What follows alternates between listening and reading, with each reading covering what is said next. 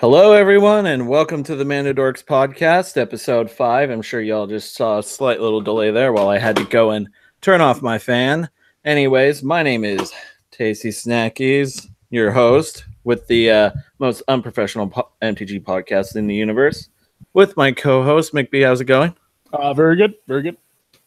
Very good, very good. So, did you get a chance to play any Magic this weekend? Never. People don't like me. I like you. We should play on Moto. Yeah, I gave you beta keys. Did you not play the beta at all for Arena? Who has time? You have time. No, I have a full-time job, sir. Hey, I have a full-time job too, and I still manage to play Magic at least 3 days a week. Do you have a full-time job or do you have a part-time job? I work 38 hours a week. Thank you very much. That is a part-time job, sir. It's a full-time. No. Anything above 34 is full-time. No, man. You're I mean, 2 hours under. I don't want to hear your sass, sir. You're 2 hours under a full-time job. Oh, okay. It's either 40 or nothing. Yep. Government. That's how the government calls it. Absolutely heartless. Also, you get no health care. Ha ha. Oh. All you can do is rub magic cards on your wounds. You can cast healing salve on yourself, sucker. That's okay. I guess I could just sell like a Badlands if I really, really need to. Just in case. Hospitals don't take magic cards, my friend. No, I'll sell it on the black market. I'll trade it for like a kidney if I need a replacement kidney. I'll have to sell more than a Badlands, of course, but yeah. I'm sure I'll get a better conversion rate than if I were to try and sell it at an LGS, though. So there is that. This is true. I hope you enjoy your 34% or whatever you get in cash. Most stores I see do like 40%. It's like, yeah, that feels pretty good, huh? Ugh. Get fucking railed. So our sponsors tonight, the channel that we are sponsoring is a channel that I've been watching for a while now. He was featured on Rogue Deck Builder's channel, and I streamed with him once. His name is the Pauper Metagame. He makes content obviously focused around Pauper channel. Link is down in the description down below. He's really small channel, but he knows a lot about Pauper. He's been playing an extensive amount of time, and he goes deep into it and just delves in. Like the way that he carries himself on the internet, he supports his claims. If you just pay attention to his deck text and how he specifically describes what each card does, and like, you know, how you normally would in a deck tech, but this guy really goes into detail, and like you can really tell that he is actually like just in love with the Pauper format. What do you think, McBee? That's big time, dude. Pauper is a format that I think has a passionate fan base and would like even a more passionate fan base because it's one of the best formats out there. Cheap. I agree. And fun. At the crux of cheap and fun, you really can't get much better than that. Right. So, sorry, I got distracted there by checking out the chat. It like glitched out for a second. YouTube is wonderful. So we're moving on to our next sponsor, which is Rogue Deck Builder. It's not totally official. I haven't asked Kevin's permission, but hey, you know what? I'm working for him in his channel, so I'll show his content.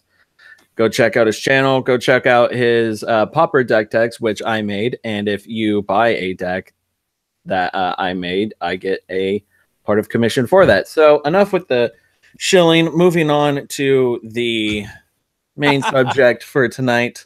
Because no, I mean, hold on. I think you can shill a little bit better than that. No. Really give him 1-4, Nick. I mean, really give it to him.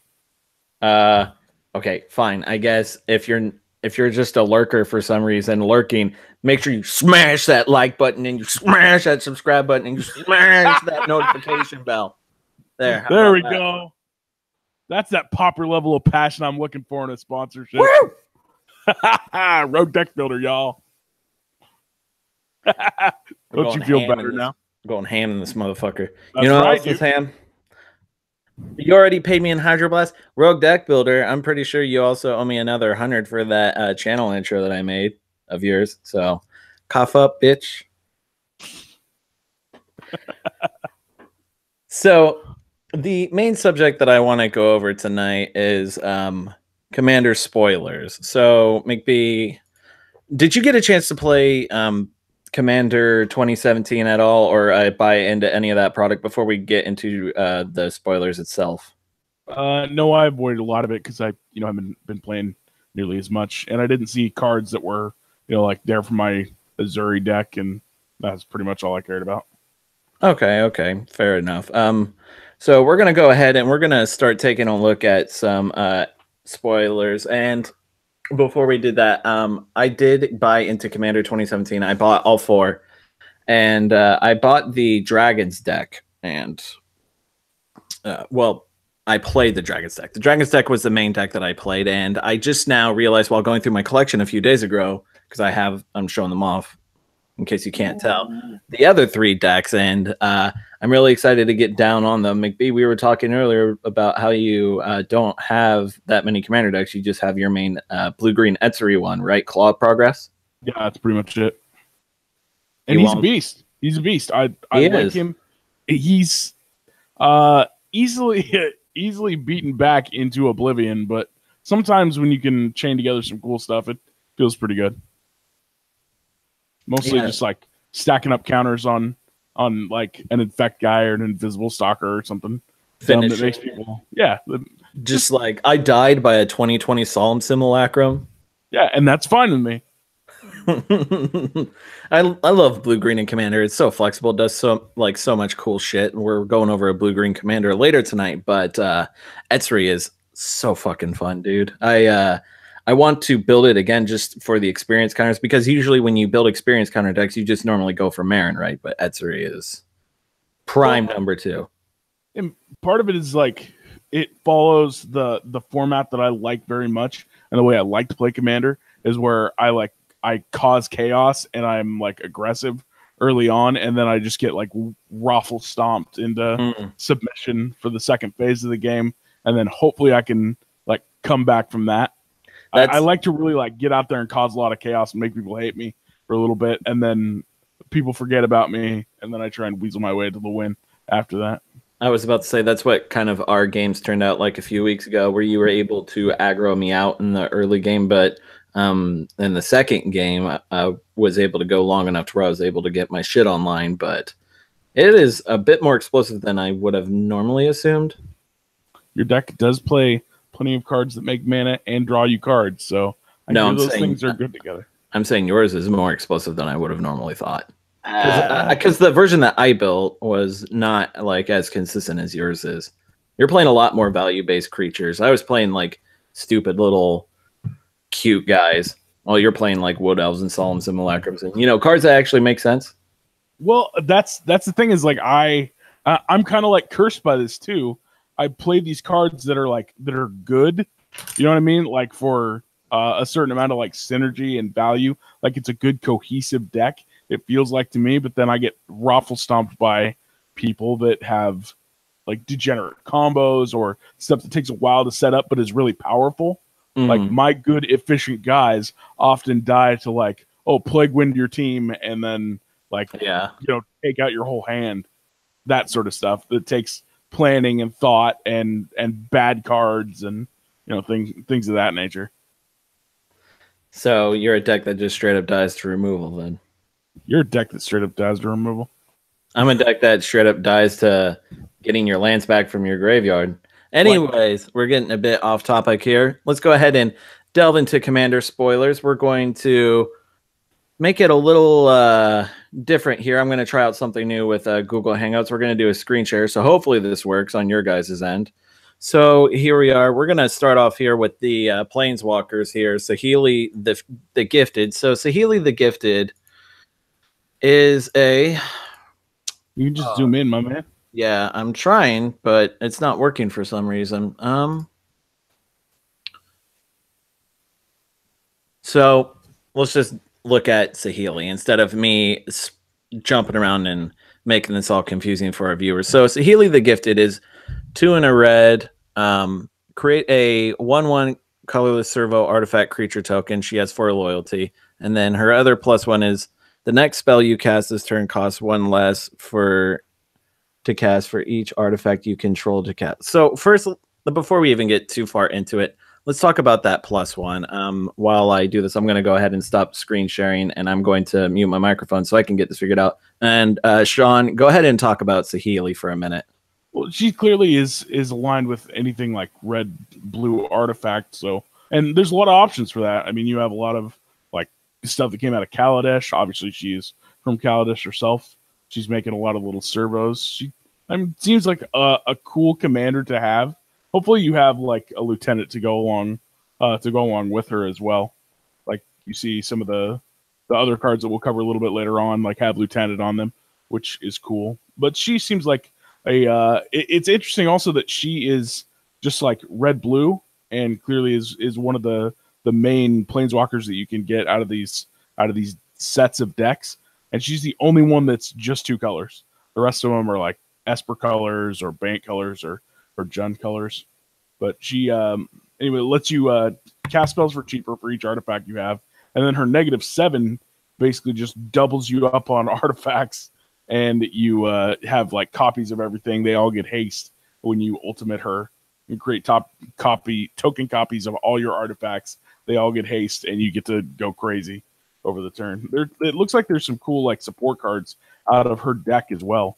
Mm-hmm. Like you see on that same token, you get this other guy, the like engineer artificer thing. I can't even pronounce this dude's name. Engineered artificer. You said? Yeah, the one that's on this same line with them. Yeah, I'm going through Mythic Spoiler right now, so it's a little bit different, but we'll get back to Saheeli here for a second. So the Telcore engineer, that thing. Telcore engineer? Yeah. It's like Brudiclad or something. It's another like red blue card that's very artifacty and very all about making tokens and doubling up the artifacts that you have to go along with Saheeli.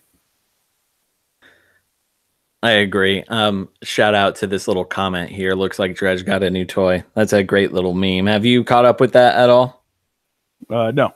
So on every spoiler for like M19 and stuff and Dominaria, people have been commenting, looks like Dredge got a new toy, particularly this user right here.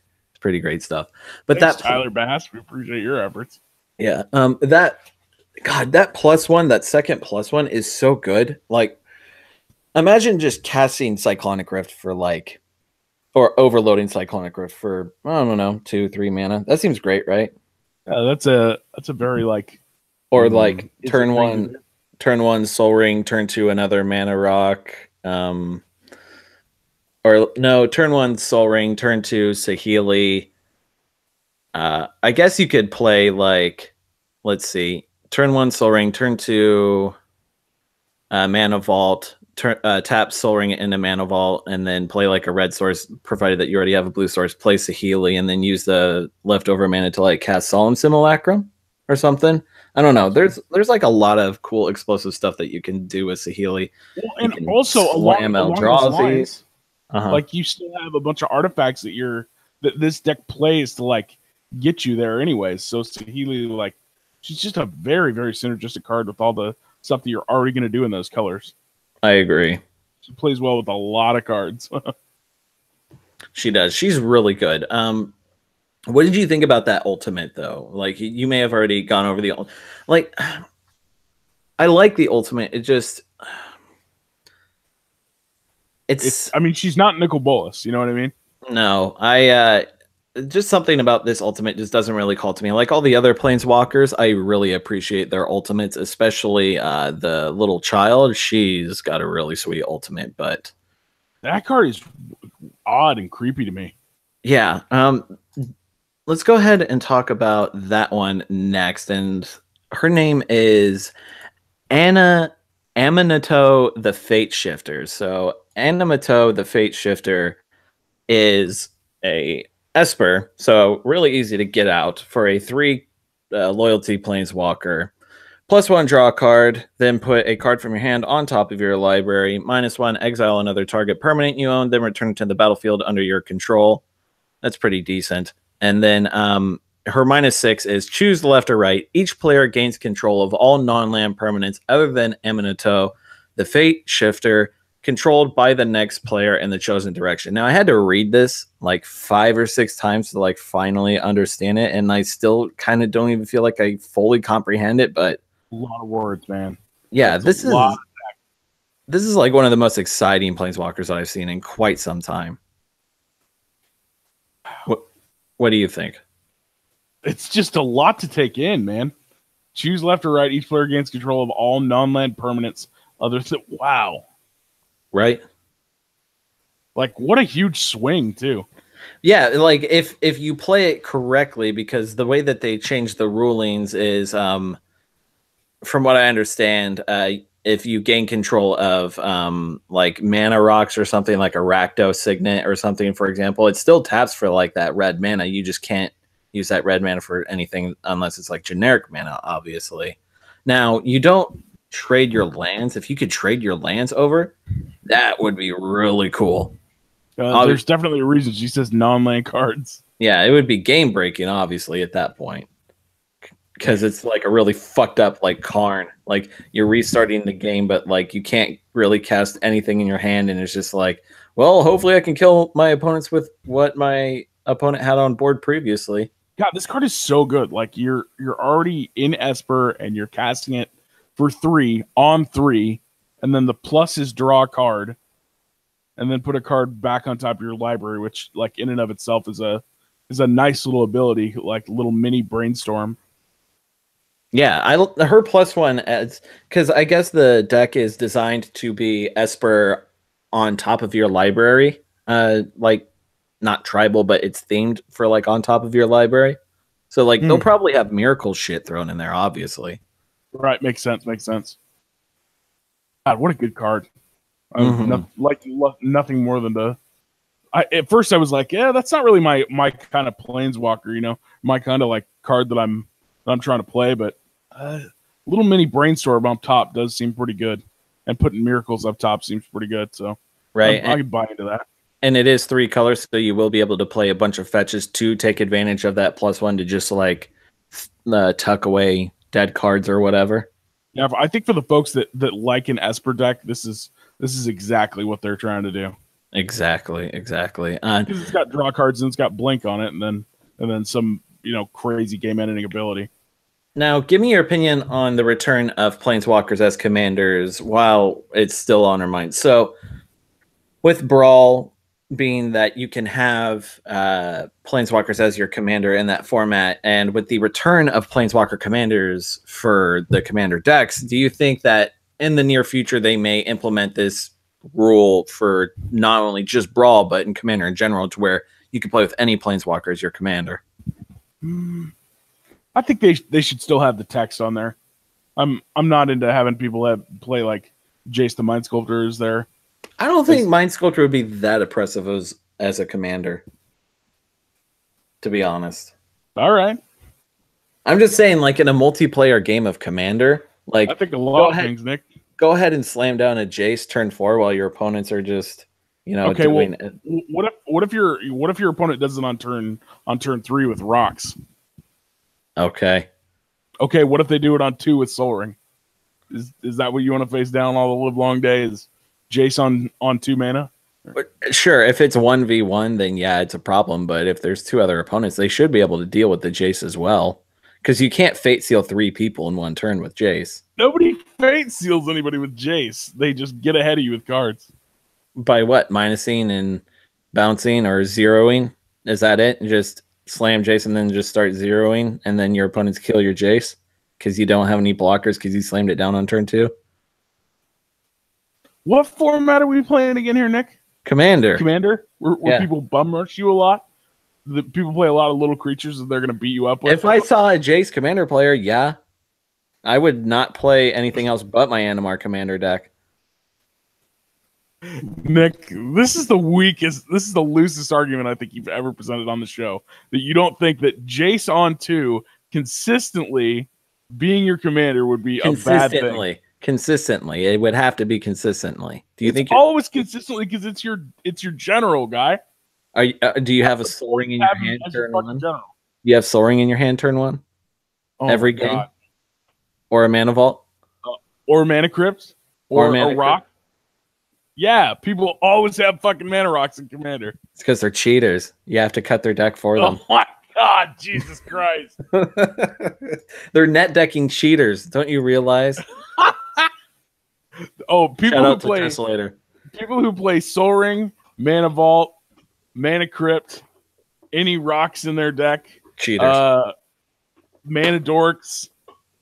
Shout out to our podcast. Cheaters. All those people cheaters. Yep. Well, creatures die to removal, so that's not cheating. Okay, what about having Liliana the Veil over and over and over again as your commander? Are you happy about that? I'm trying to remember, Liliana. Is it each opponent sacrifices a creature? Or each player, I mean? Each player discards a card. Okay, yeah. And then target player sacrifices a creature. I mean, if you're playing a Rack Pox deck, then yeah, sure. I could see it being like a problem commander. Yeah, I agree. As much as like a Rofelos or Rofellos. Yeah. I don't think Rofellos was actually that bad, to be honest. I think Omnath's the better commander and for mono green. I've played against Rofellos decks before, like turbo Rofellos decks that like intentionally combo off with like Staff of Domination and shit and stuff like that. I don't know. More of an Omnath guy. So Lord Windgrace, the next Planeswalker on the list. No, actually, our next commander is going to be Estrid the Masked. So let's go ahead and whip up screen share again. So Estrid the Masked is 1 in Bant, which is green, white, blue, for a 3 loyalty Planeswalker. Her +2 untap each enchanted permanent you control. So obviously this is a not Bogles, but like I guess like pseudo Bogles. You're not trying to enchant like a bunch of hexproof things, but you are obviously trying to enchant whatever you want, like your artifacts, your lands, because you could use it to slam down Utopia Sprawl and Abundant Growths and all that other kind of fun shit down to untap and like make a bunch of mana. You can obviously enchant creatures. What do you think? I think this is the weakest out of all of them. It's really narrow. Really narrow. Well, yeah, obviously it's really narrow, but so what about that +2 though? What do you think about the +2? Like, what kind of build would you take to take advantage of that?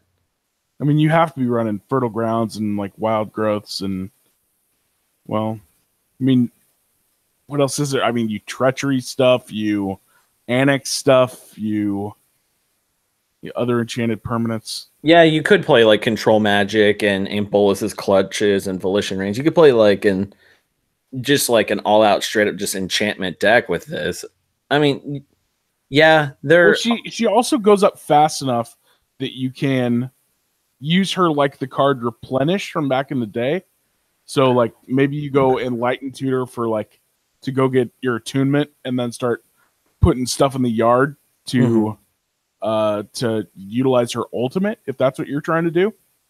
Like if she's your commander, then your strategy is probably centralized around using enchant permanent cards to steal their stuff, take their resources, and then they have to bust out of it. And your answer is, all right, now I'm going to mill myself for 7 and return all my enchantments that you just had to deal with to the board. So it has kind of an interesting strategy there, but her whole theme of making masks or whatever is, I think, a completely different line that she's trying to go on. I agree. But while we're still on the subject of the graveyard and stuff, because I was like, you could jam like maybe some sort of pseudo dredge in the strategy to take advantage of that ultimate and then dredge. You could use this in dredge theoretically. So what you're saying is it looks like dredge got a new toy, boys and girls. Clearly that meme has legs. It does. It will live forever. It's like there's another MTG meme for spoiler season. I think it's Meandering Tower Shell, the Dirtle Turtle. Just get people with it. Just like, check out this spoiler. And then it's Meandering Tower Shell from Cons. So it's never going to give you up. Never going to let you down. Never going to go around and enchant you. But I love you, Nick. Sorry, Tasty. Yeah, you just totally doxed my name that everyone already knows. I don't make it private. You're private. That's sexual assault, sir. I do not appreciate that. What was that, private? Speaking of sexual assault, what do you think about a Jund land deck focused on just lands in general? Because we have a commander for that. His name is Lord Windgrace. He is 2 in Jund, black, red, green, for a legendary planeswalker - Windgrace, in case you didn't get it. +2, discard a card, then draw a card. If a land card is discarded this way, draw an additional card. Seems pretty decent. His -3, return up to 2 target land cards from your graveyard to the battlefield. You know, it's pretty synergistic with this +2. And then his -11, destroy up to 6 target non-land permanents, then create 6 2/2 cat warrior creature tokens with Forest Walk. Now, this is the ultimate that I actually find them as the most disappointing. Not Saheeli, this is the one, because yeah, you do get to destroy stuff, and then you create 12 power on the board with Forest Walk. I don't really feel that ultimate, but everything else that this card does, I'm all about. What do you think? I love this card. It's very and what kind of people is Lord Windgrace, sir? Is he dog people? No, he's a panther. Yeah, he's cat people. Hell yeah. Kitties. He's the OG Black Panther, even though Black Panther came out before this. Yeah, true. It counts because he's like thousands of years old. So, Lord Windgrace looks like he is exactly the kind of thing that this color combination needs. Right. Jund loves drawing cards. It makes sense why Wizards would put like stuff like Scapeshift and Crucible in M19, because I'm sure they're not in this deck, but they go right into it. That's for damn sure. And they want people to buy M19 packs. So it's like, oh, let's give the Lord Windgrace player some really cool shit. Yeah, Crucible, certainly. I hope they put Splendid Reclamation in the deck as well, because that is super synergistic with this card. Ooh, what does that card do? Splendid Reclamation is 3 and a green, and you just return all land cards from your graveyard to the battlefield. Damn, that's good.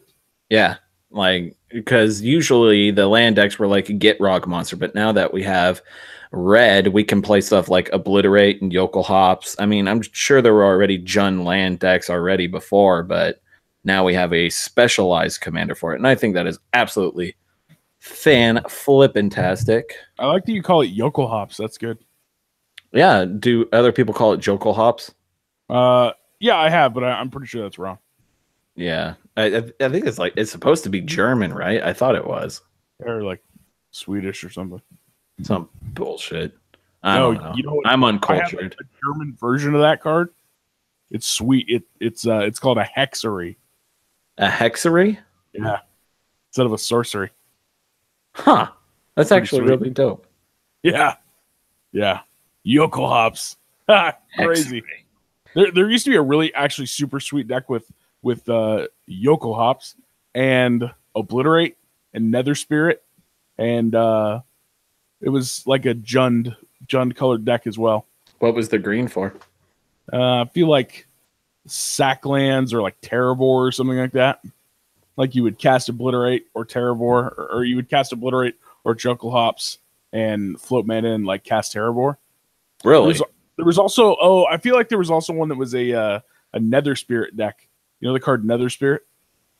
Yeah. I was playing a friend. He was playing a weird legacy build like Pox, and he had Nether Spirit in there as like a win con in there. But it's a good card. Yeah, good card when it's like one of 2 creatures in your deck. I like it a lot. Yokel Hop's great card though, and I love the fact that it's Jundy. It's very very Jundy like effect. I feel like it would work well with this Lord Windgrace fella / cat person. I think this next card is actually going to be in that same deck, but you can also play it like your Yokel Hops and all your other Lando stuff in it, which I think I would play. Like if I were to play this as a commander, I'd probably play like Lando or something. So our next card here is Xantcha, Sleeper Agent. So Xantcha is 1 in black red. As she enters the battlefield, an opponent of your choice gains control of it. So it calls back to the original Sleeper Agent card. Xantcha attacks each combat if able and can't attack its owner or planeswalker it controls. And then you can pay 3 mana. Xantcha's controller loses 2 life and you draw a card. Any player may activate this ability. So I want to play, like I said, a Lando deck with this and just completely deny them resources, give them this thing that just completely drains them out of the game. What do you think? Like, how would you build a deck around this card? Yeah, this is a really, really cool card, by the way. It is. Just the design and everything on it is neat, and the fact that it goes back to that Urza Saga Sleeper Agent card is really cool. And you can see Phyrexian Tower in the back as well. Yeah, the Penis Tower. All the fucking callbacks, man. Yeah, man, the dark Penis Tower of Saga. Yeah, I think this deck is excellent, or this card is excellent. I think you could probably see this in Jund. You see this one in Grixis. Just very cool. And you're playing against like a control player. This is like a slow way to eke them out of the game. Yeah. And like I said earlier, what does Jund love doing but drawing some extra cards? That always feels good in Jund. Exactly. Some sort of mana sink or something like that for him. I just love how this card is designed. I absolutely do. Yeah, and I don't mean as in like drains them out, like it'll slowly kill them. I mean like just like I'm talking like in terms of politics. Like this is such a good political card because it's a 5/5 for 3 mana. You just give it to someone that you don't like, and you're just like, hey, guess what? You have to smack into like that green player that has a Vorinclex. How do you feel about that shit? Yeah, I don't know. This card will probably end up not seeing that much play, but it'll be a cool, probably a cool general. You know what I mean? Would you try this out in something like Legacy? Oh God, no. No? No way. Why not? Not even as like a fun enough to like try and force it to make it work? No, I think 1-on-1 this card probably doesn't do anything. Like in heads up Magic, no. This is a commander card all the way. It just reeks of politics. It does. It is such a good political card. You know what isn't a political card, but is a big beefy boy? Our next card here is Crash of Rhino Beetles, which is very similar to Crash of Rhinos, if I'm not mistaken. But this is 4 and a green for a 5/5 with trample. Whenever Crash of Rhino Beetles, or I was thinking of a ETB effect. Sorry, I'm misreading it. It's a 5/5 with trample, and then it gets +10/+10 as long as you control 10 or more lands. So it's like a pseudo City's Blessing, but for lands in general. This is probably going to be in the lands deck. Let's not kid ourselves. But this card, at first I was kind of poo-pooing it in my head, and then I thought about it, and I was like, man, late game, you just hit a stalemate, and no one can like push through for anything, and then it's just like you slam down a 15/15 trample. Yeah, man, that's big. That's large and in charge. 15/15 for 5. Man, the power creep is so real. And even if it's not a 15/15, still a 5/5 for 5 is like fine as like a super early blocker if you need it to be with trample. But man, getting it as a 15/15 and playing it in your deck that has like Giganosaurus and Galta and all these other undercosted, overpowered creatures seems pretty decent. Yeah, this is an interesting one. I feel like this is also a card that people are going to play with and they might enjoy for a time, but then it may slowly trickle out of their deck unless there's some specific interaction with it that makes it like just bonkers to play with. You know what I mean? Yeah. Like there's something where they're either throwing it at people or they're like really fast getting into a lot of mana to power this guy out. The fact that it has trample is great too. Like, thank God. Mm-hmm. You wouldn't want somebody throwing a Land of War Elf in front of this guy. Right, that would feel so bad. Yeah, so bad. I mean, I guess you could fling it if you wanted to at that point, but like, yeah, if it didn't have trample, that card would actually be straight trash. Keep flinging it over and over. We must fling. Thud.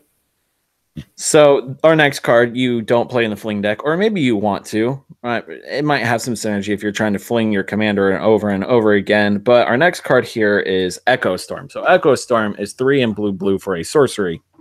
When you cast this spell, copy it for each time you've cast your commander from the command zone this game. you may choose new targets for the copies. So, as it implies in the name, it's sort of like a storm card, kind of. Not really, but kind of. Create a token that's a copy of target artifact. So this is obviously going to be in the Saheeli deck, and there's an entire cycle of this in, or not like maybe 5 color, but at least 4. What do you think of this? I love this card in terms of like for the Saheeli deck. This is a great one, and I think you'll probably be casting Saheeli a bit because she's going to get dealt with. She's going to get Maelstrom pulsed, or she's going to get targeted by another card that we have coming up on the list. Probably you could play like a cheap commander, like something that costs like 2 mana, and like build like I don't know, a mono blue 2-drop and just try and destroy it, or try to get as many Echo Storm triggers as you can. Because when I see this card, my first immediate conclusion is mechanized production, because mechanized production, you enchant an artifact, and then if you get 8 copies of that, or so mechanized production, you enchant an artifact, if I'm not mistaken, and then you make a token of it like at the beginning of each upkeep or something like that, and then if you control 8 or more copies, you win the game. This card plays really well into that. Yeah, word. Let's make more copies. Making copies. I'm a really, really big fan of that card, and it's just more cards that play well and are cohesive with the Saheeli deck. Like that feels like a deck that you can buy and improve upon as someone who's like kind of casual. Like I would gladly buy that deck and play it because it incorporates blue cards, and blue cards are always useful. Even when they're weird narrow cards that deal with a bunch of artifacts. Someday they may be useful. I agree. Now, let's say we change it from artifacts to spells. So it's another card that's similar in the same cycle. It's called Fury Storm. 2 in red for an instant. When you cast a spell, copy it for each time you've cast your commander, blah, blah, blah. Super cool. However, this reads Fork or Reverberate. I think they're both the same, or whatever. You just copy a spell and choose new targets for the copy. So it's a super fork or super whatever like effect equal to the number of times that you cast your commander. Like obviously you want to be playing like a cheaper commander in order to take advantage of that pseudo storm ability. Like I used to have an Ashling the Pilgrim deck that wanted to be playing X spells and fork spells. So this obviously slots right in there because Ashling is a 2-drop commander that you want to be blowing up and using her ability over and over again. So this is a no-brainer in a deck like that. What do you think of Fury Storm? I think it's awesome, man. This is a very commander card, like Wild Ricochet. You know what I mean? Like Wild Ricochet is a cool commander card. I think this maybe takes Wild Ricochet's place. Well, why not run both though? Yeah, exactly. There you go. More craziness. Like I want to see somebody do something dumb like try and Lando me, and then I'm like, okay, well, how about I take out 4 of your lands? Or I'm casting something critical, and then I'm like, and I'm gonna go ahead and Fury Storm that, and boom, boom, boom, boom, and get fucked. 3 more copies of it, just like that. Forking stuff is just fun. It is. Stuff is and telling people to get forked is always fun too. It's like so great being the red player and someone casts like a counter spell like a Force of Will, and then you're just like Reverberate, target your Force of Will. My Reverberate? Or right, yeah. Or your Force of Will. Or that other counter spell that draws you a card. Or counter your Genesis Wave. Looks like Dredge has a new Looks like Dredge has got a new toy, boys and girls. So our next card here is Emissary of Grudges. Now, this card is really sweet because it kind of reads like a conspiracy card. So Emissary of Grudges is 5 in a red for an Ifrit from, I'm guessing, like maybe Dominaria or possibly Amonkhet. But it's a 6/5 for 6 mana, so it's not that bad. But whenever ETB secretly choose an opponent. Secrets. Reveal the player you chose. Choose new targets for target spell or ability if it's controlled by the chosen player, and if it targets you or a permanent you control. Activate this ability only once. So this card is super narrow. What do you think? Love it. I love it. I love keeping secrets from people. That's fun, especially in Magic. Right. I mean, like, this is a preemptive kind of like what we were saying earlier, talking about politics card. Like, if you were playing in a pod with someone and then you were playing in another pod with, or you're playing another game with that same pod, you could utilize this creature, like knowing, like, okay, this person may attack me or they may target me with some of this shit. Or maybe you'll try to like bait yourself out and make yourself a target, playing Emissary of Grudges beforehand, hoping that like the player with removal has a removal, and then you try and bait them out or blow them out. Like, it seems like a really fun card. Yeah, I agree that this is the card that you're like, okay, who has a bunch of spells in their deck that I'm gonna want to hijack, or I'm gonna want to adjust the targets on. Like, who's playing black removal, or who's playing targeted hand destruction, or who's playing something that I'm definitely gonna want to reroute. That's a sweet one. That is a sweet one. It is. And we're going to be going over another red card here. I don't want to make it like too congested with colors, but I could not talk about this card. This is my favorite card spoiled so far out of Commander 2018. So this card is Treasure Nabber. Treasure Nabber is 2 and a red for a 3/2 Goblin Rogue. Whenever an opponent taps an artifact for mana, like a Soul Ring, gain control of that artifact until the end of your next turn. So, not only is this really good in Commander, but obviously this has implications in Vintage because of stuff like the Moxen. But in Commander, I'm not a Soul Ring player, even though we were just talking earlier about like getting your turn to Jason Mind Sculptor out and shit. I'm not that big of a fan of playing Soul Ring in my deck, but I will, however, take advantage of my opponent's mana rocks and then cast a Bane of Progress to punish them for it. I'm sorry, did you just say you don't play Soul Ring in your deck? Fuck no. Well, I mean, like, if it's a non-green deck, if it's a non-deck where I can ramp, then I will play Soul Ring, I guess. Like an Abrea deck, sure. Are you saying that you won't play Soul Ring in your green deck? No, I'm not going to play Soul Ring in my green deck because I'll just play Bane of Progress instead. Why would I rely on Soul Ring and other artifact based ramp when it could just be as easily destroyed? You and I are just so opposite, Nick. People don't go for your lands, man. People don't go for your lands. They will play Vandal Blast. I'm just saying. They will play Cleansing Nova. They will play Merciless Eviction. However, they won't play Armageddon. I will go ahead and take the advantage of casting stuff nice and early over the fear of getting Vandal Blasted. If you live your life in fear, sir, you never truly live. I don't live my life in fear. I just don't allow myself to get blown out. Sorry. You're right. Don't play cards that people could destroy because you don't want to get blown out. Yeah, that's why I play Krufix as my commander, because she's indestructible. Okay, that's all right. That might be a topic for another day. Right. We're getting a bit far off topic. So tell me about Treasure Nabber. Treasure Nabber specifically does steal Soul Ring because look what he's holding. Right? He's holding on to it. He's holding on to Soul Ring. Look at those fucking elephant ears, dude. Holy shit! In that nose, he's got some elephantitis going on. Probably in his pants as well. Goblins are stupid. Would I say goblins are stupid? Yeah. I'd say they're misunderstood. Would you say that they lack some intelligence? Probably, yes. Well, even Treasure Nabber knows that Soul Ring is good, Nick. We'll get fucked. We're fucked. It's a good one, man. He is good. I like him. I like him in certainly like you're doing red artifacts or something of that nature. Right. Sure.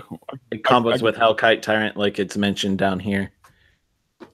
Does it now? Yeah, because you just gain control of stuff. And Hellkite Tyrant. I mean, what does Hellkite Tyrant read as again? Deals combat damage. Oh, never mind. I guess Treasure Nabber can work in tandem with that, but you just been nabbing all the fucking things. Right. Just take it all, man. The red cards in the set are actually pretty neat, all things considered. Like the other red card, did you see that Loyal Apprentice card too? That's another neat creature card. Mm-hmm. I say the name of it again. I might pull Loyal Apprentice. Loyal Apprentice. Which color was that? Was that red? Yeah, he's another red guy. He's like a 2/1 with haste. The beginning of combat on your turn. Oh, okay, here it is. We'll pull it up right now. If you control your commander, you make a 1/1 Thopter. Just get a 1/1 flying Thopter for free. He's a lieutenant guy. Yeah, he's a lieutenant for 2 mana. That's pretty decent. Yeah, you just get one for free every turn. It's like he's a dude. If you have your commander, he has built-in like Bitter Blossom with no drawback on him. Right, and you get like an Ashnod's Altar on the field, and you just start sacking it for all that mana and stuff. It seems really decent. You're like, step 1, play mountains. Step 2, step 3, profit. Jam shit out, get value. Yeah, jam shit out, get value. It seems like these commander decks are super like powerful, like this time around, like synergistic, at least from what we've seen with like the new cards being spoiled. Like obviously commander cards and decks commander cards in the previous years have been synergistic with one another, but it seems like they kind of went all out this year with the commander decks. What do you think? I gotta admit, this is a pretty good showing. So this next card we're going over is Infinite Atlas. So it's 2 mana. 2 mana and tap. Draw a card. Activate this ability only if you control at least 3 lands with the same name. Love it. I love it too. This is my kind of card. Yes in mono blue on this one. Yeah, and even in like decks where you can't play that much ramp or not ramp, but draw, like your mono white decks or whatever, this goes right in there. Right. Your mono whites, your mono reds of the world, just any of that nonsense. Bring that on. Oh yeah, that'd be really good in mono red too, actually. So our next card here is Geode Golem. So Geode Golem is 5 mana for a 5/3 with trample. Whenever it deals combat damage to a player, you may cast your commander from the command zone without paying its mana cost. So it's cheating in mana cost, which always seems busted. This is getting slammed right into Animar as soon as it gets released, because this is really good with Animar or any other commander where you want to get them out early and you want to just repeatedly take advantage of them for their efficiency. There we go. That's the correct word. What do you think about this card? Yeah, man. I think this is, like you said, another one that cheats stuff into play. I'm about that. And it's doing something you're already trying to do, which is, beat your opponent down, play good creatures with trample. Like it's a fine creature, though maybe a little underpowered for commander. But it does something that's bonkers if you actually hit him. And I think even like taking this guy, and if you lose him but deal some damage to them to get your commander in play, can be a big swing, because Lord knows we've gotten to the point many times where commanders cost way too much. Yeah. And commander tax is just too damn high. The 3 toughness though can be an issue though, because it'll definitely die in the late game. That's for certain. You can't get blocked by a Pongify token or something of that nature, or a Beast Within token. Dies the Lightning Bolt if anyone's playing Lightning Bolt and Commander. But you could utilize cards like Rogue's Passage and other unblockable. Bident Athasa, I think, makes something unblockable, right? Oh, yeah. And Thassa does. Oh, Thassa, that's what it is. Yeah, play this in your Thassa deck and keep cheating out Thassa. Yeah, but Thassa already costs 3. Thassa costs 3, and she doesn't die very well, so. Yeah, that's true. I think you like if you're gonna play this, you play it with Thassa also in your deck and cheat out your, whatever. I agree. Maybe you cheat out Big Nicol Bolas. Ooh, that actually doesn't sound bad at all. Yeah. I kind of like that. Or the new Nicol Bolas, the Nicol Flippus or whatever. Yeah, that guy. Well, good point. I mean, because ETB is discarding a card. He could start to cost like a lot of mana, 4 to 6 to 8. You get up into the 8 range. That's pretty expensive. So our next card here is Magic Man Sam, aka Ristic Studies, preview card. Tawnos, Urza's Apprentice. So it's is it for a 1/3 with haste, blue-red tap, copy target activated or triggered ability you control from an artifact source. You may choose new targets for the copy. This card seems, I don't want to say busted because it's not busted, but this card seems so much fun. Yeah, getting activated and triggered abilities again is dope. What card is that? Is that Strionic Resonator or is it Illusionist Bracers? I think Illusionist Bracers. Yeah, but I mean, you can use this to copy the Illusionist Bracer's activated ability and get 3. Man, just you could do like well, I mean, it's activated or triggered, so you can use both Illusionist Bracers and that. You could use it with like Conjurer's Closet. What's the artifact from Scars of Mirrodin or Scars Block where it's like 5 mana and you could sacrifice 3 artifacts to go tutor for an artifact? Something Forge Works or something. Yeah, something of that nature. I can't remember what it's called. Koldotha. So if you have Illusionist Bracers on Something. this guy, whatever ability of a creature is activated, yeah, then you get to do it extra. Sweet. Right. Put the freaking gloves on him. You get more triggered abilities off of your Panharmonicon. It just seems really fucking sweet. Tawnos here is like an A+ card in terms of design. Card too. What's that? You need to see him as a card too. Has he been a card before? Tawnos? I don't think he's ever been featured as a creature because there's like Tawnos' Coffin and stuff like that, but and the Candelabra. Yeah, Candelabra of Tawnos, that's right. Yeah. Can't forget Liberace's Mana Untapper.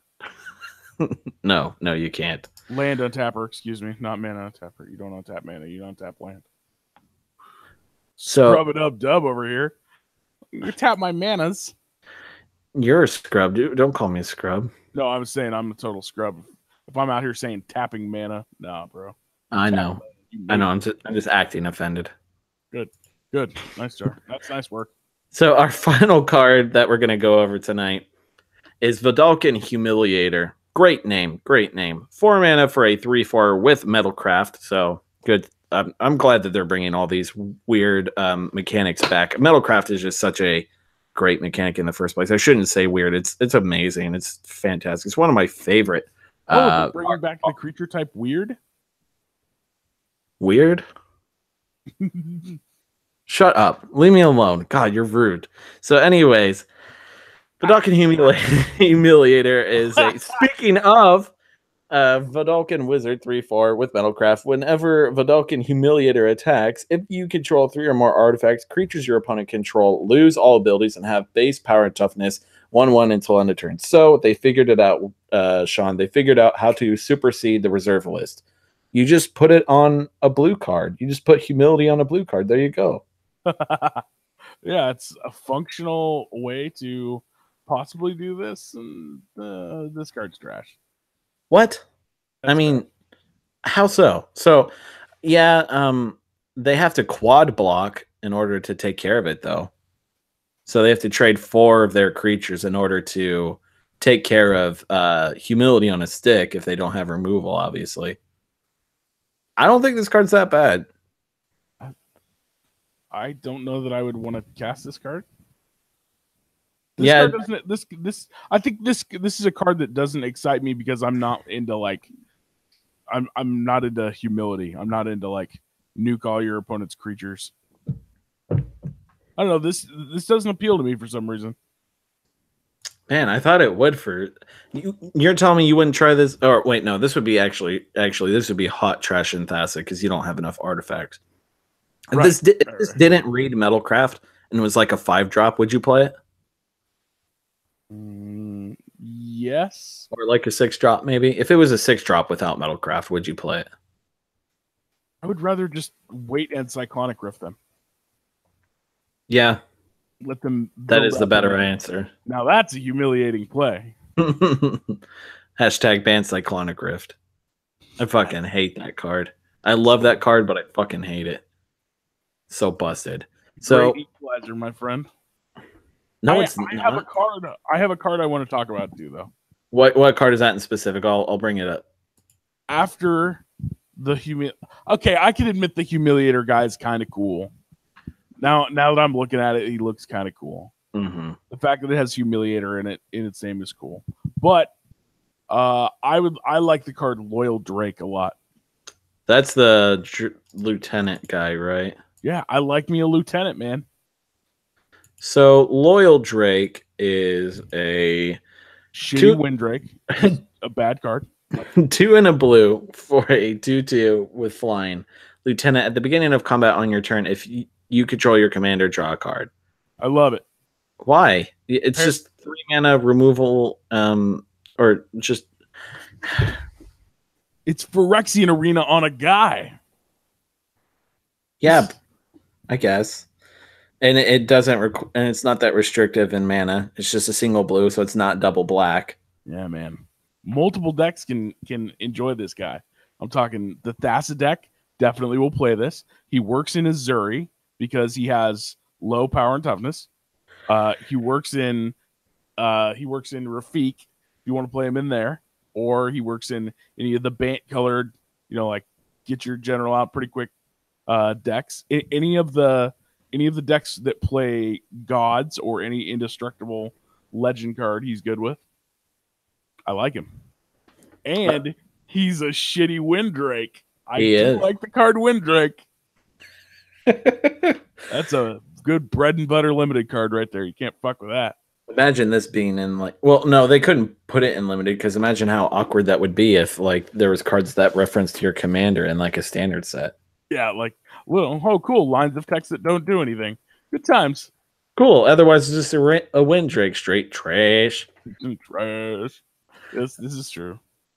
I think it's fine. I don't think it's necessarily amazing because it requires you to have your commander, and it's a 2/2 for 3 with flying. It's like you said, in the right deck with the right circumstances, it is a free Phyrexian Arena. So there's one other thing I'd like you to consider, Senor. What's that? Look at how cute he is. He doesn't look cute. He's very cute. He's like a falcon. He's on some guy's arm. he's your buddy. He's got a little parchment thing down there. That's what it is. That's what drawing the card is. He's delivering you information. Okay, I get it. Totally, right? All right. A message for you, sire. Thank you, Barnabas the Windrake. Bartimus? Yeah. Bartimus the Windrake that speaks English. Can I do one more card? Sure. Okay. Windgrace's Judgment. Another good one. Oh, yeah. I know what card that is. 5 mana Maelstrom Pulse, but it's not target. It's for each opponent, for any number of opponents. You know what this reminds me of? This reminds me more of not a Maelstrom Pulse, but of a Decimate. This reminds me more of Decimate. And that is an artifact enchantment, a creature in a land. Yeah. That's good shit. It's a good card. Because Windgrace,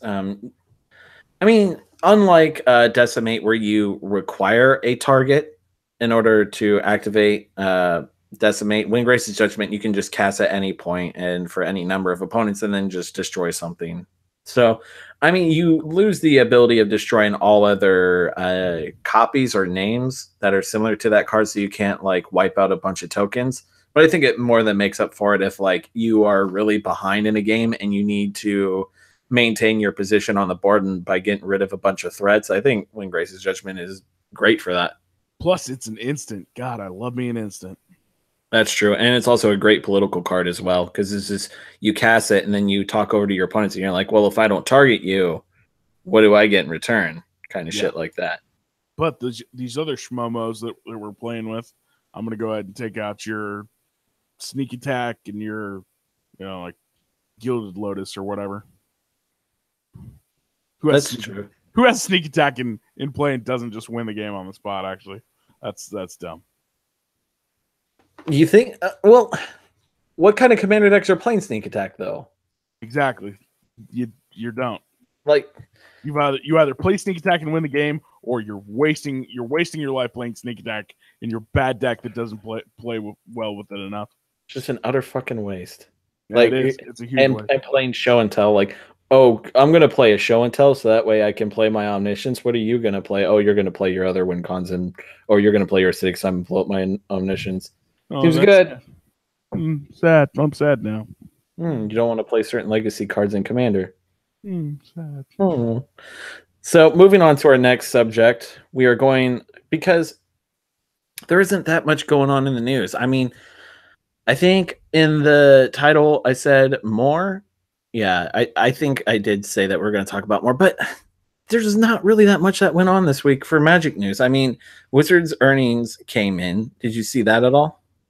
And they were way down. No. So I'm going to pull it up here real quick. Yeah, whip it out, Nick. Oh. What? Oh, hey, you're live on YouTube. That's cool. What? You didn't know that I was live on YouTube? Yeah, I did. So we'll just go over the Hasbro CEO Brian Goldner on Q2 2018 results earnings transcript. Good morning and welcome to the second quarter 2018 earnings. Today's conference is being recorded, blah, blah, blah. Let's see. Okay, here we go. 2018 is unfolding as expected as our teams manage the liquidation of Toys R Us in many markets and address the rapidly evolving European retail landscape. So that's something that I was concerned about, was Toys R Us closing down, because Hasbro likes to sell toys. They like to sell My Little Pony and Transformers shit. They don't just sell Magic the Gathering cards and shitty Magic the Gathering board games. This is true. Did you ever go to Toys R Us that much? Yeah, when I was younger, that's where I bought my copy of Chrono Trigger and a few other games that were, tantamount to growing up. Yeah. Oh, uh-oh. Looks like we lost our co-host for a second there. That's kind of a bummer. So we will, until he returns again, which I'm sure he will, we're going to go ahead and go over the Commander deck that we're going to talk about tonight. And this is kind of awkward. I wonder why he bailed for a second. I'm going to go ahead and resend him the link just in case. But we are going to look over a Tatyova deck tonight, and because I've been toying around with it, and I don't know what kind of direction I want to go, and I wanted to share it all with you and talk with McBee and try to, get it figured out and refined a bit. We'll resend him the link. But until then, let me take a look at this chat. No, everything looks fine there. So we'll go ahead and pull up the deck itself. We'll stop dawdling here. Pull up Tatyova. Oh, hello, McBee. Yeah, I pressed some button and it just made every window close. So oh cool. No. Yeah, I'm fine now. Well, at least we are here. So I just decided to skip over the Hasbro earnings thing just because of the event itself. Was there anything else that you want to talk about in specific with that? No, I didn't know that much about it. So, how much were they down? A billion, thanks to Toys R Us closing. So worried about it. I think they were. Well, let me pull it up again. So while I pull it up again, let's just talk in just guess for me. What kind of situation would it be, and then we'll actually go over it. I mean, I think that Wizards of the Coast is probably, and Hasbro specifically, is probably hemorrhaging dollars. If I was going to guess, with people's desire to buy toys, just rando toys right now, and an all-time probably low. I would say that also you've had a couple of weak Star Wars movies right in a row, so the desire to buy those toys probably down a bit. And then Magic the Gathering hasn't been having the best years as of late, though I still love it. We all still, are here playing the game. We all still care about it very much. You got to admit the card quality has gone down. The actual physical stock of the cards has gone down, and some of the design space that we've been operating in has been kind of weak for a little bit. But it ebbs and flows like so many other things. Also, cats. So in actuality, returning back to what it was saying, we've also maintained good operating margins. We're going back to Brian Goldner's quote. We've also maintained good operating margins despite expense leverage resulting from lower revenues. In addition to investing back in our business, we've returned excess cash to our shareholders this year with an 11% increase in our quarterly dividend and the repurchase of approximately $113 million of Hasbro shares throughout the first 2 quarters. So they're on the upswing at this point. Now, would you say Magic has any role in that with Dominaria or Battle Bond? Do you think that had any influence, or because Transformers didn't release any movies during this quarter? I'm trying to think, was there any other major Hasbro property that like did anything this quarter other than like Dominaria's release? Because Dominaria's release was pretty big. Yeah, but how much actual, like, how much of the pie does Magic make up for Hasbro? I don't know, because their division, because they run like Transformers and My Little Pony. Those are the other two biggest properties of theirs that I know. They also own like Nerf and obviously Wizards of the Coast. So you get like Dungeons and Dragons, and Dungeons and Dragons has been a bit more popular recently. So there's that as well. Yo, did you see that there is going to be a Magic release of Dungeons and Dragons? I did. A crossover? Return to Ravnica. They're crossing the streams. It's finally happening. Bro, I will fuck with that so tough. Are you kidding me? I've never actually played D&D before, so this might be my first foray into it. Holy shit, dude. Give me your nerd card right now. What? Sorry, I don't like Soul Ring, and I have never played D&D. Holy balls. Get over it. Why do I do a podcast with you? What the fuck? Over. This isn't even a real Mox Diamond. No, I'm joking. Deceiver! Liar. I don't even play Magic. What is this Magic? What is Commander? Leading up against me. What is Cats? Cats. That's crazy that you have never played D&D, man. Nope. It never really caught my interest, to be honest. It's a unique experience.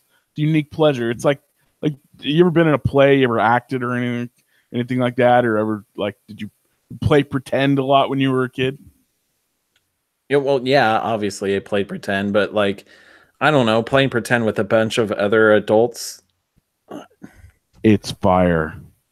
I mean, like if we're LARPing, sure. If we're beating the shit out of each other, then yeah, but I don't want to do it like on a table and like because I've seen the D&D players at Epic, and like some of them will get into like heated arguments and shit. I'm just like, why? Yeah. Maybe it's just the DM. Maybe it's just that crew. Maybe I should just find a good crew to play with. That's it. And you do it with people that you already know, that you're already down with.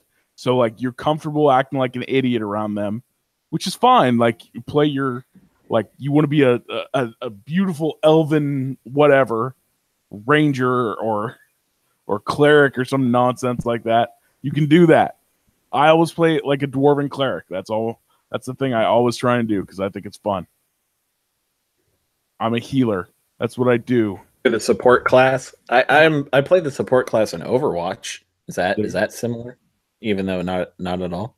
I play as Lucio because he's dope. I like to help out people. Even when I played in like WoW and stuff. Yeah, I don't like to be in the front when it comes to like group-based gaming like that. I'd rather just like chill in the back and like not be consequential. I feel like you would have a good time playing D&D. I may have to give it a shot. Maybe you and me will have to try it out. We got to get a DM and we got to get it involved on the Magic campaign that they have coming out. It's not out until like November. So, do you know any good DMs? No, just the losers at Epic. Got them.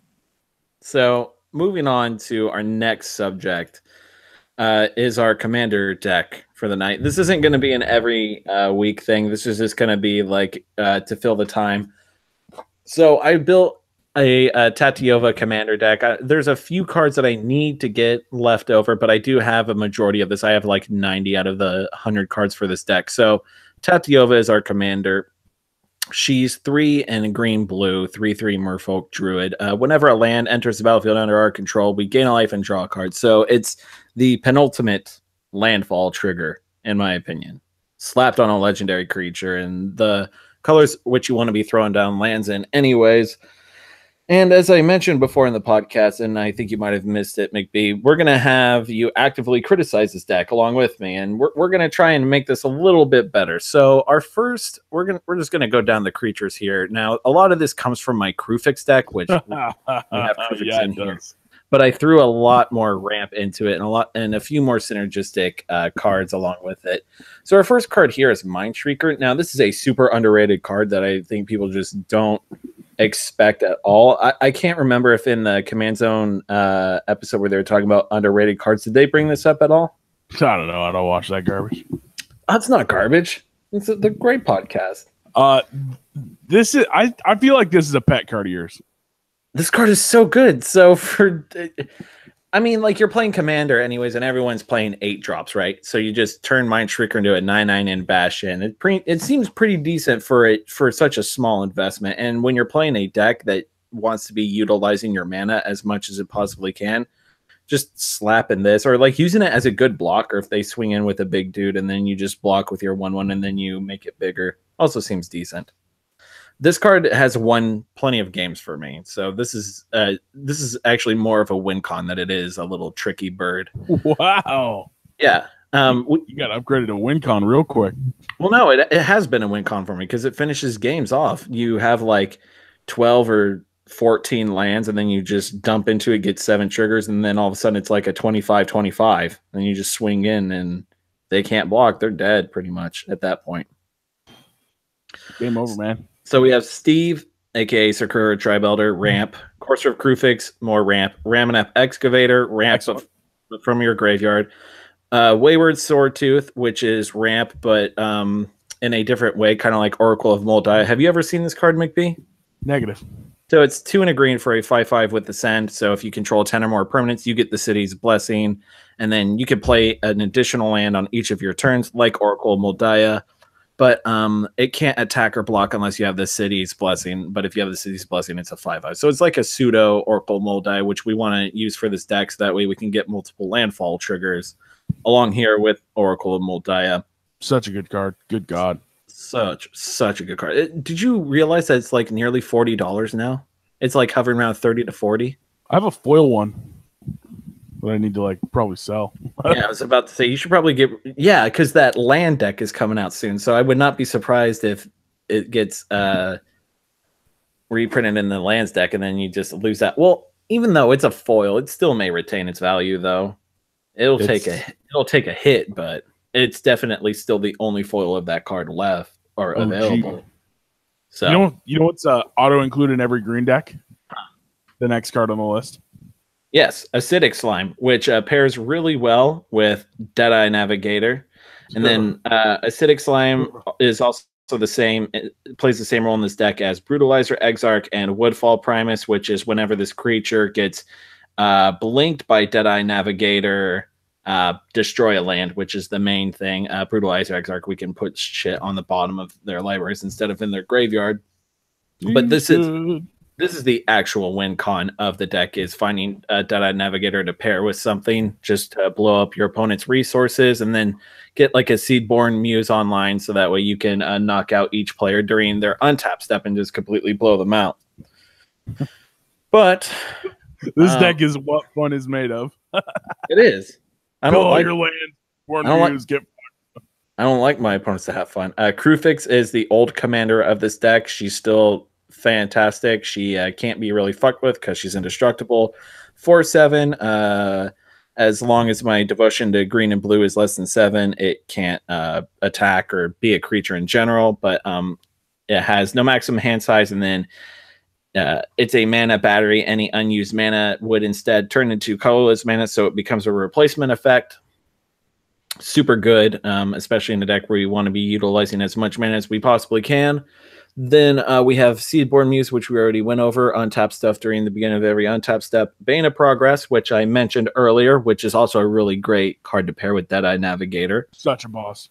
Such a boss. Just keep clearing out your opponents out of resources. Brutalizer Exarch is double duty. Either we can tuck away stuff or we can go search for our Deadeye Navigator, which is probably the main play that you want to do. So that way you can... these two are definitely the best combo. We also have Rampaging Bayless, which is a landfall, so sort of on theme. Whenever we play a land, we get a 4/4 swinger. Vorinclex Voice of Hunger, utilizing all that mana to double our stuff and then to completely choke our opponent's resources out. Now I decided not to play Jin-Gitaxias in favor of Void Winnower instead. Void Winnower is a much more fun card because your opponents just can't cast half of the shit in their deck. Or block with half of the things in their deck. Good God, man. Gotta love it.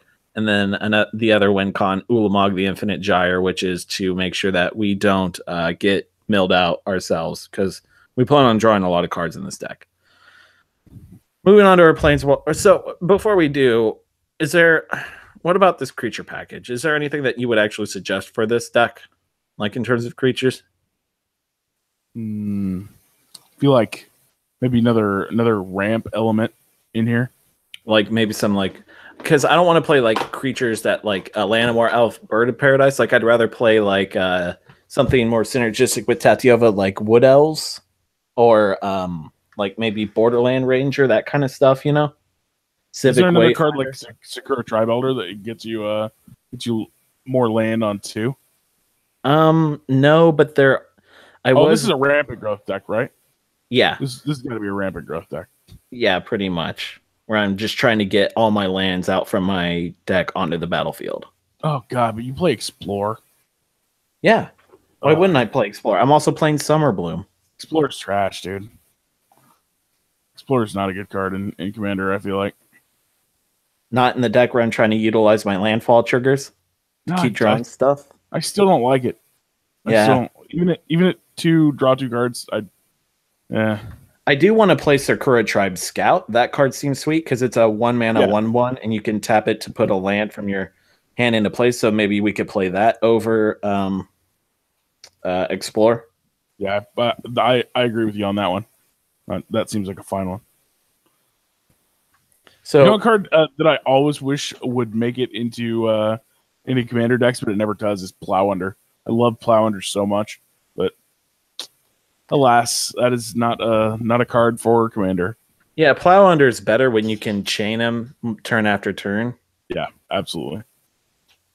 One thing that I do like about this is you do have a lot of the necessary ramp. You have your Sky Shroud Claims, your Rampant Growth, Nature's Lore, Farseek, all important cards.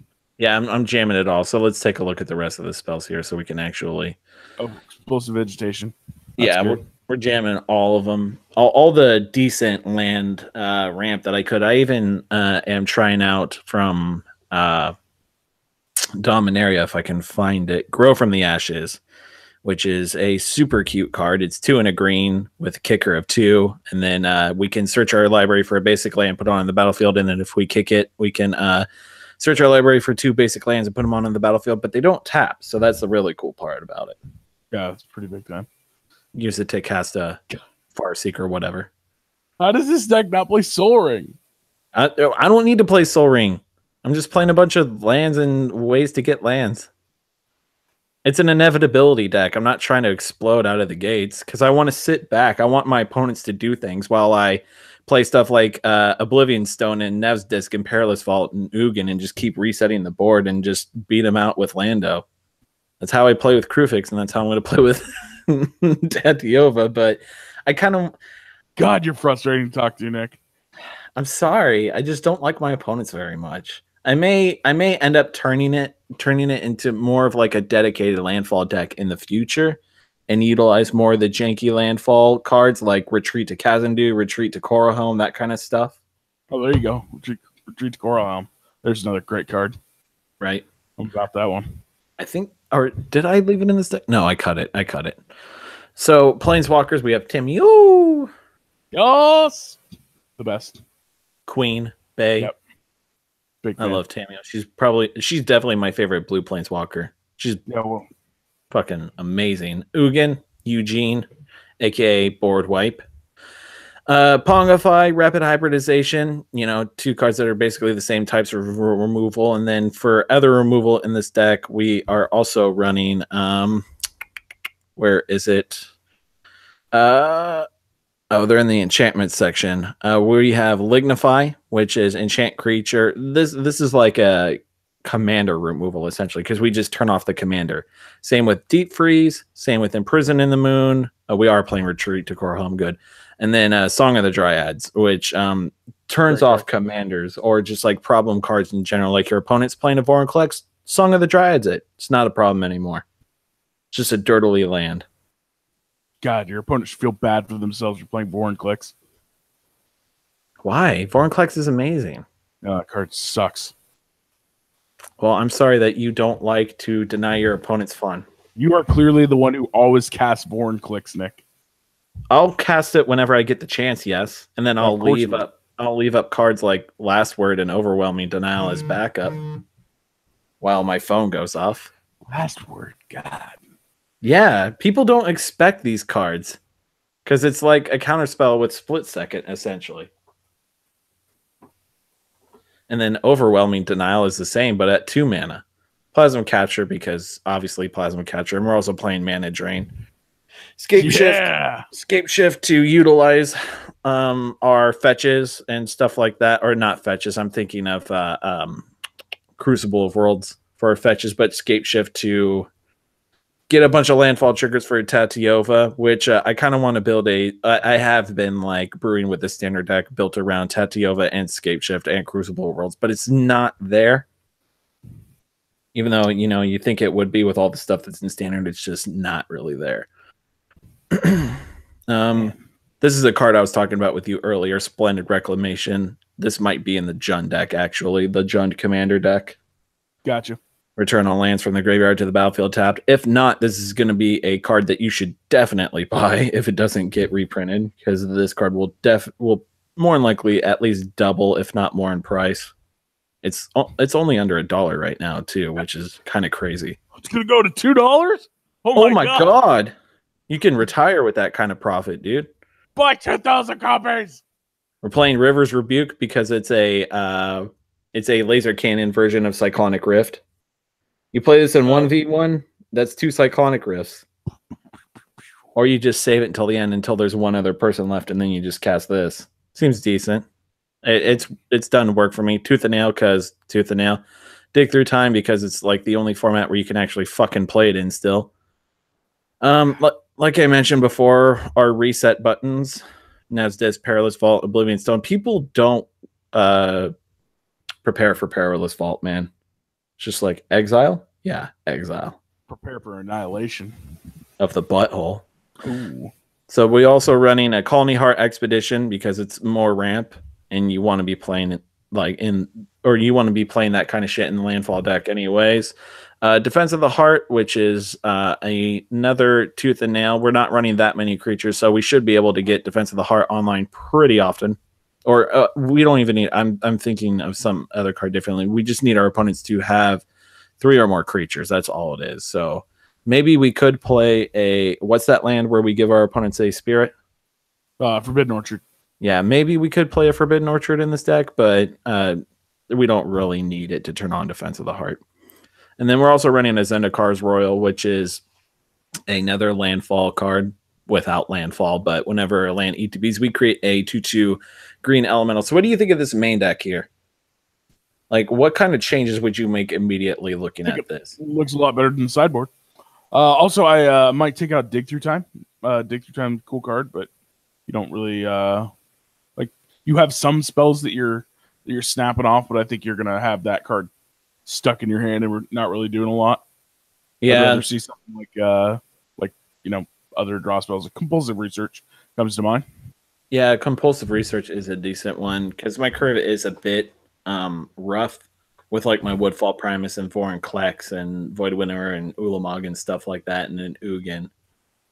So, this deck has a lot of spells in it, though. Yeah, but not the kind of spells that are like, not cantrips that are just going to the yard right away. That's one thing I don't see in here either. Is any sort of like brainstorm effect. Well, I was thinking of playing more draw type effects, but I don't really need to when my commander is the draw engine in herself.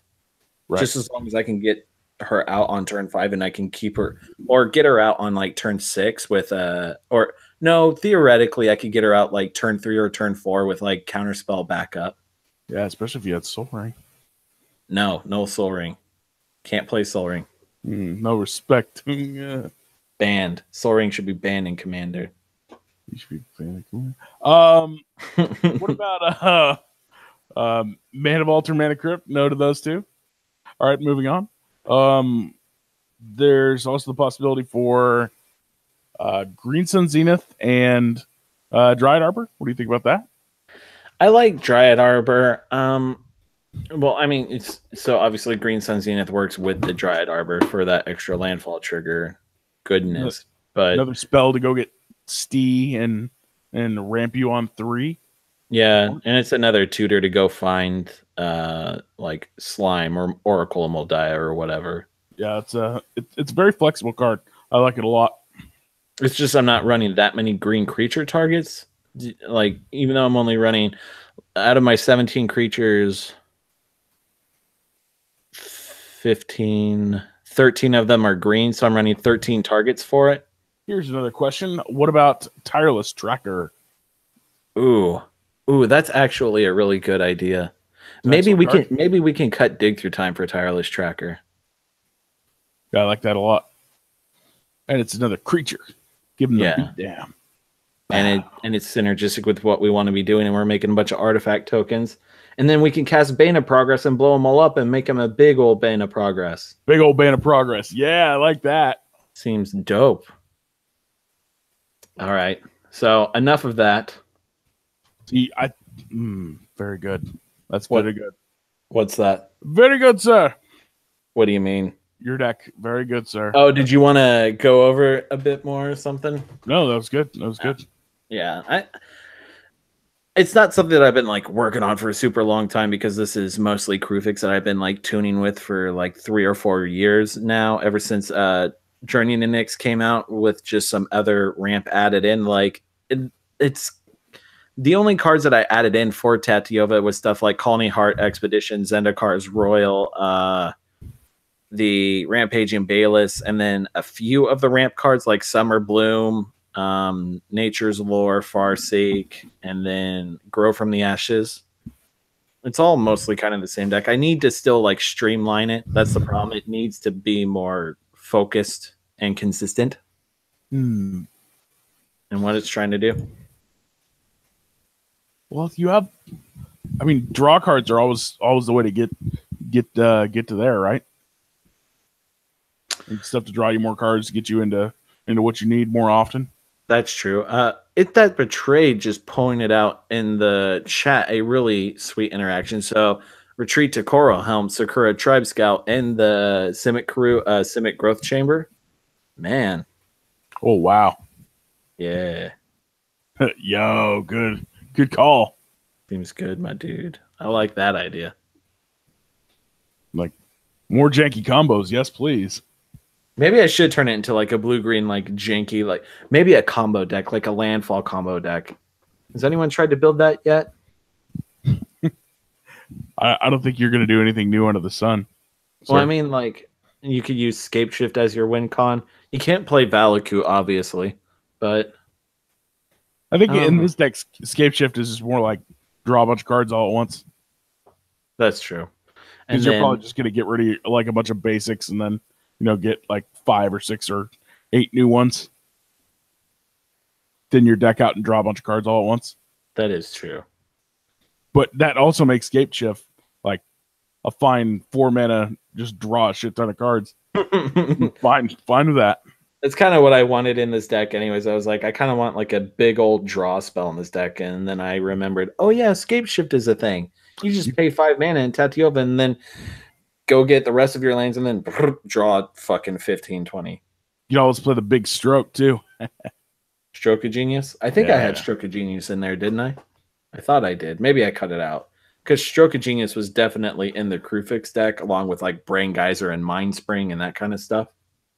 Kind of hard to believe that Stroke of Genius used to be like a $20 card. Holy shit. Why? Because it was like in Standard. It was like one of the main win cons in Standard at the time, right? For like the Tolarian Academy decks or whatever. Yeah. Yeah, those decks are crazy. I used to like try and proxy those decks up.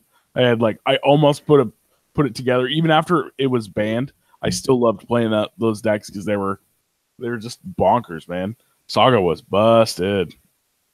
Such a broken time of the game. I wish I was playing, man. Like, I just love looking at all those stories of like, I wish I was around for like when the whole memory jar thing happened. What was that like? Not as impactful as you might think. Like, people were brewing with it for a while. Like, there were some folks at the local game shop who were like playing with it and playing around with ideas, and they had like decks proxied up and stuff, and then like one guy had, you know, memory jar Megrim craziness that he like was like, look how busted this deck is, and then a little while later it was pretty much banned. Yeah, I thought for some reason, because I keep saying it, and I don't want to like be disingenuous and spreading lies, but for some reason I thought like memory jar was emergency banned before it became standard legal. Was it like when you're talking like during like the pre-release time or spoiler season, everyone was like looking at it, and then before release, Wizards was like, hey, don't buy the singles because we're banning it right now or whatever? No. They still like, I think it was around for a while first, because people had to like play it. They had to get through it, you know, like something it needed to break before it could be broken. You know? I thought it was one of those cards that was just like obviously broken from the beginning, because just like looking at it in general, it looks busted. For like the mana cost and what it does, and like what else was in the format at the time with all the synergies that it had, because it was in Masks block, right? If I'm not mistaken. Saga block. It was Saga block. Okay, it was in Saga block. For some reason, I was thinking it was Mask. Mask was toned down because of Saga, but yeah, because of all the synergies that were in there, it just seemed kind of apparent that a card like that would just be instantly broken out of the gate. But it was also around when like there was fast mana around. Like you still had like Lotus Petal in the same format. You had stuff to make lots of mana pretty quick. That's true. In the same format, you had like diamonds and all sorts of other, you know, like your Mox Diamond that's back there, I think was part of the deck as well, because you're like getting into Megrim and getting into like cracking multiple memory jars in a row, making a bunch of mana out of it. It was a busted deck, just period. But it was a strange time to also see like the Academy deck come to rise, and then see that banned, and then another version of the deck like kind of crop up after I think Academy was banned, and then they had to ban like Dream Halls and like Time Spiral. I think it came in a couple of different waves, if I remember right. Like it wasn't like a whole bunch of cards got banned all at once. It was like this card got banned, and then another card with it.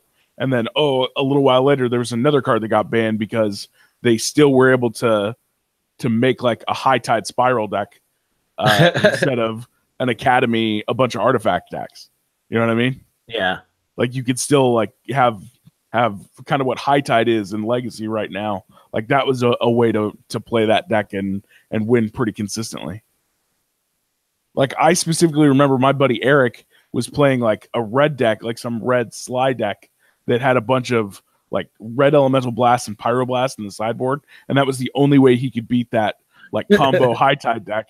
And he went to some JSS qualifier like super far away and was able to compete because he came loaded for bear with all this like anti-blue sideboard and was playing this basically like bad red deck with a good sideboard against all these people with combo decks, and just like tilted the fuck out of every single one of them because they're like playing all these busted decks, and he's like, shitty red guys and 8 counter spells that I boarded in every match, and they just didn't have the fucking tools to handle it. Yeah, you're gonna run me over game 1, but game 2 or game 3 are gonna be uphill battles for you, boy. Check out all these pyroblasts. Yeah, 1 mana solid counter spell against your whole deck. Check out this card advantage, bitch. Yep. That's a nice Tolarian Academy that you got there that you can't do jack shit with. Or you're trying to cast High Tide, and you're just like, all right, Pyroblast your High Tide, and you do nothing now. Sad. Or did I say Tolarian Academy? I didn't mean to say Tolarian Academy. Because it wasn't playing Tolarian Academy in that deck, was it? I wouldn't imagine it would be. No, by the time he got there, he may have even been playing against Dream Halls by the time that all happened. Because Dream Halls was the second wave of it, is you would like draw a bunch of stuff and then have Dream Halls out, discard cards. Okay, yeah. Like the first wave of the combo deck was like also played Mind Over Matter from Exodus and Academy, and you'd like draw a bunch of cards with Stroke and then have a bunch of artifacts in play and then use Mind Over Matter to untap Academy a bunch of times with the cards that you drew off a Stroke yourself again, make more mana, and then stroke them out with the last bevy of cards that you use with Mind Over Matter to untap your Academy a bunch of times. And then you're like, stroke them for like 30 or whatever. Stroke me, and then stroke me again, and then stroke you to death. Oh, that sounds kind of gross. That must have been an awkward format. I'm going to stroke you for 60. Yeah. Seems good. Yeah. And you always just got to say, oh, stroke you. Get it? I said stroke. Yeah. Yeah, exactly. So ending on that extremely mature note, then we're going to go ahead and end the show for today. Any parting words, McBee? Stroke you for your whole deck. I'll stroke you for your whole deck. Why don't you go ahead and stroke yourself over to the MTG Arena beta and just play some fucking Magic for once? All right, man. When I get time. All right. You know, I'm out here broadcasting on the radio, baby. That's a full-time gig plus. Slanging on that grind. Yep. Get it. All right. Well, thank you all for watching. Be sure to check out the channel that we shouted out in the description down below, the Pauper Metagame. And then go check out Rogue Deck Builder as well, because he's a great guy and I love him. Anyways, he's a great guy. He is. Shout out to Kevin. We got to have him on again sometime soon. But we need to rotate other guests too as well. We can't hog all the love for Kevin. Other people aren't welcome. We're elitists. Woo! I'll dance with you. Woo! Anyways, thank you for joining the Mana Dorks Podcast, episode 5. My name's Stacy Snackies. You all been wonderful. And I'll catch you on the flip side. Cats. Hey, Gary.